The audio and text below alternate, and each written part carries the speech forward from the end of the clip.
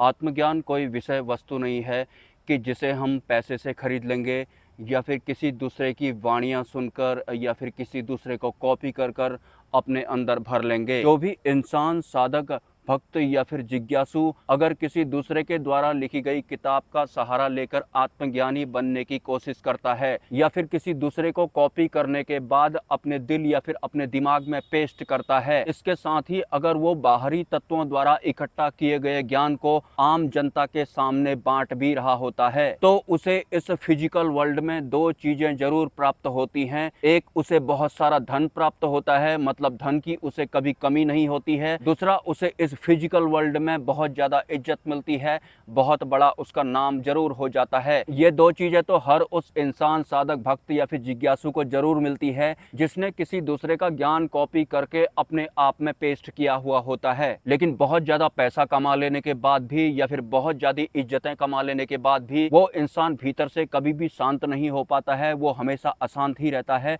और जिन भी लोगों ने उसके ज्ञान को सुना होता है वो लोग भी हमेशा हमेशा के लिए अशांत ही रहते हैं। तो ये तो थे दो खास पॉइंट। जो भी इंसान बाहरी तत्वों का ज्ञान इकट्ठा कर कर उसको दुनिया में बांट रहे होते हैं या फिर किसी दूसरे संत को कॉपी करके पेस्ट कर रहे होते हैं, उनके चित्त की वास्तविक अवस्था, उनके अंतकरण की वास्तविक अवस्था। क्योंकि जैसा कि मैंने वीडियो के शुरुआत में ही बोला था कि जो आत्मज्ञान होता है वो कोई विषय वस्तु नहीं है, उसे बाहर से कहीं से पकड़कर अपने आप में नहीं भरा जा सकता है। आत्मज्ञान का स्कैम करने वालों की जिंदगी का ही स्कैम बन जाता है। वो हमेशा से अशांत रहते हैं और जिन भी लोगों ने उनको सुना होता है वो भी ताउम्र अशांत ही रहते हैं, और ये एक मूल सत्य भी है। और आजकल जितने भी आपकी नज़र में आत्मज्ञानी कहे जाने वाले लोग ज्ञान बांट रहे हैं वो कुछ इसी कैटेगरी के हैं। लगभग 99% आत्मज्ञानी तो कॉपी और पेस्ट वाले हैं। और अब मैं आपको एक आत्मज्ञानी के अंतकरण की 4 वास्तविक अवस्थाएं बताने जा रहा हूं। एक आत्मज्ञानी के अंतकरण में 1, मैं जानता हूं। 2, मैं नहीं जानता। 3, सिर्फ मैं जानता हूं, तुम नहीं जानते। 4, पहले मैं नहीं जानता था लेकिन अब जानता हूं। अगर इन 4 अवस्थाओं में से या फिर इन 4 भावों में से एक भी भाव आपके अंदर है तो आपको आत्मज्ञान बिल्कुल भी प्राप्त नहीं होने वाला है। दोबारा से 4 के 4 पॉइंट रिपीट कर देता हूं। मैं जानता हूं, मैं नहीं जानता हूं, मैं जानता हूं लेकिन तुम नहीं जानते हो, पहले मैं नहीं जानता था लेकिन अब जानता हूं। अगर इन 4 मनोभावों में से एक भी मनोभाव आपके अंतकरण में या फिर आपकी फिजिकल बॉडी में या फिर आपके दिलो दिमाग पर मंडरा रहा है तो आपको आत्मज्ञान की प्राप्ति बिल्कुल भी नहीं होने वाली है। क्योंकि आत्मज्ञान कोई विषय वस्तु नहीं है कि किसी दूसरे से चोरी करके मैं अपने आप के अंदर भर लूंगा। और आत्मज्ञान या फिर आत्मज्ञानी के साथ जो भी स्कैम करता है, मतलब जो कॉपी पेस्ट करता है, उसका बहुत बड़ा नाम जरूर हो जाएगा, उसके पास बहुत ज़्यादा पैसा जरूर हो जाएगा, लेकिन वो अंदर से अशांत ही रहने वाला है। और जिन भी लोगों ने उसे सुना होता है वो भी पूरी ज़िंदगी अशांत ही रहते हैं। ये एक मूल सत्य है, इसे आपको भूलना नहीं है। इसलिए भी शुरू से ही मैं अपने बहुत सारे वीडियोज में बोलता आया हूं कि बाहरी तत्वों से लिया गया ज्ञान सिर्फ हमारे अंतकरण का नैतिक पतन ही कराता है, हमारा आंतरिक हनन ही कराता है। आत्मज्ञान कोई मजाक नहीं है,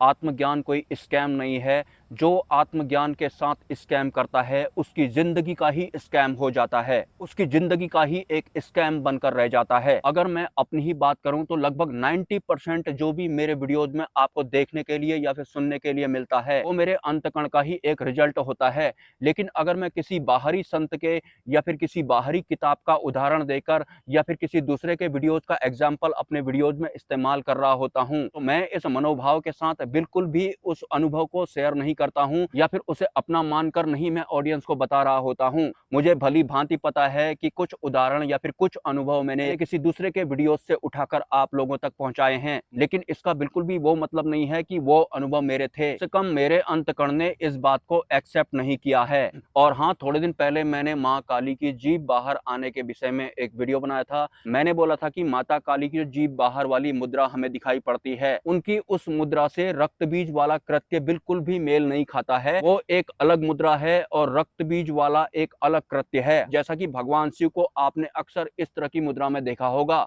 ऐसा लगता है कि वो आंखें बंद करके कोई ध्यान कर रहे होंगे या फिर किसी तरह का कोई योग कर रहे होंगे। ठीक उसी तरह से जो विष्णु जी हैं, उन्हें भी आपने एक अलग मुद्रा में शेषनाग के ऊपर लेटे हुए आंख बंद करने की अवस्था में या फिर मुद्रा में देखा होगा। माता काली की फोटो में या फिर उनकी मूर्तियों में जो भी आपको जीभ बाहर वाला दृश्य दिखाई पड़ता है, वो एक खास तरह की गुप्त मुद्रा है। हालांकि मैं उस गुप्त मुद्रा को या फिर उस गुप्त रहस्य को इतनी आसानी से एक्सप्लोर नहीं करने वाला हूं। अभी तो बिल्कुल भी नहीं करने वाला हूं। मैं शुरुआत से ही अपने कुछ वीडियोज में सवाल किया करता था कि आपको इन सवालों के जवाब किताबों में नहीं मिलेंगे। सवाल नंबर 1 था, भगवान शिव ने कैलाश पर्वत नामक बर्फ की पहाड़ी का चुनाव क्यों किया था। सवाल नंबर 2 था, ये नदियां जो होती हैं वो ऐसे ऐसे क्यों बहती हैं।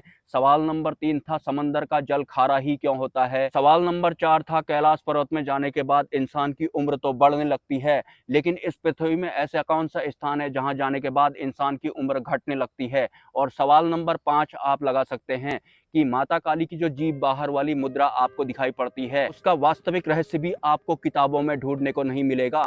जैसे कि संतजन कहते हैं, सूक्ष्म जगत के हर रहस्यों में किताबों में नहीं लिखा गया है, कुछ तथ्यों को छुपाया गया है। अगर आप एक लॉयल साधक होने के बाद आत्मसमर्पण करने के भाव के साथ साधना मार्ग में आगे बढ़ते हैं, तब जाकर स्वतः ही आपको इन रहस्यों की अनुभूति होती है। ऐसा नहीं कि किसी किताब को पढ़ने के बाद आपको इन रहस्यों के बारे में पता लगेगा, बिल्कुल भी नहीं लगेगा। और अगर मुझे इन सभी रहस्यों का वास्तविक सच पता है तो मैं बिल्कुल भी नहीं ऐसे वीडियो के माध्यम से बताऊंगा। अगर मैं ऐसा करता हूं तो आज तक तो आप जिन बाहरी तत्वों से ज्ञान लेकर अपने अंतकरण को भर ही रहे हैं, अपने अंतकरण का हनन करवा ही रहे हैं, अगर इतने बड़े रहस्य भी मैं आपको खुलेआम बता देता हूं, फिर तो आपके या फिर मुझे सुनने वाले या फिर मुझे देखने वाले हर एक इंसान के आध्यात्मिक यात्रा का पूर्ण रूप से स्कैम ही बन जाएगा। एनीवेज, अगर आपके कोई सवाल हैं तो आप मुझे कमेंट कर सकते हैं, और अगर आप इस चैनल को सपोर्ट करना चाहते हैं तो इसी वीडियो के कमेंट सेक्शन में आपको एक यूपीआई आईडी और कम्युनिटी पोस्ट में एक क्यूआर कोड देखने को मिलेगा। इच्छा से आप सपोर्ट कर सकते हैं, कोई जबरदस्ती नहीं है। मिलते हैं नेक्स्ट वीडियो में।